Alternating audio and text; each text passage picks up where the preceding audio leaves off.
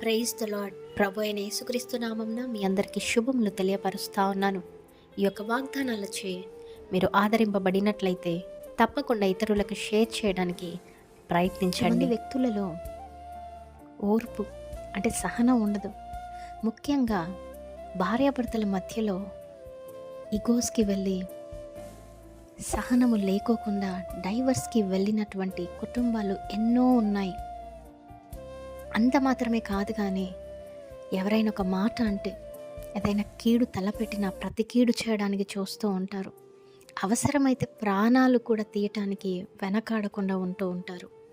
సహనాన్ని, ఓర్పును కోల్పోయినప్పుడు ఈ వీడియో చూస్తున్న మీలో కష్టాల గుండా, నష్టాల గుండా వెళ్ళినప్పుడు, శ్రమల్లో, ఇరుకుల్లో, ఇబ్బందుల్లో ఉన్నప్పుడు ఓర్పు లేక, సహనం లేక షార్ట్ కట్స్లో వెళ్తూ ఉన్నారేమో, లేదా ఈ జీవితం ఇంతే అనేసి సూసైడ్ చేసుకునేవారు కూడా లేకపోలేదండి.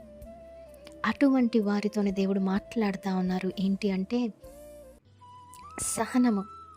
శ్రమల్లో, కష్టాల్లో, నష్టాల్లో, ఇరుకుల్లో, ఇబ్బందుల్లో దేవుని పైన నమ్మకంతో, విశ్వాసముతో ఓర్పు కలవారై ఉన్నప్పుడంట ఆధ్యాత్మిక జీవితంలోనూ భౌతికపరమైన మరణం నుండి కొట్టివేయటమే కాకుండా నిత్య జీవానికి కూడా వారసులుగా ఉంటారు అనేసి, నిత్య జీవం పొందుకుంటారు అనేసి వాక్యం ద్వారా దేవుడు తెలియపరుస్తూ ఉన్నారు.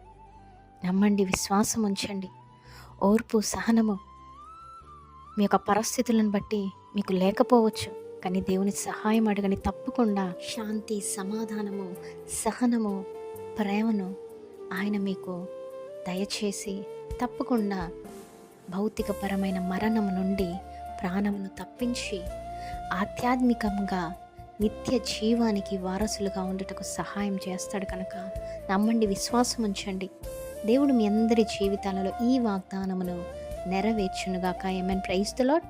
Have a great day.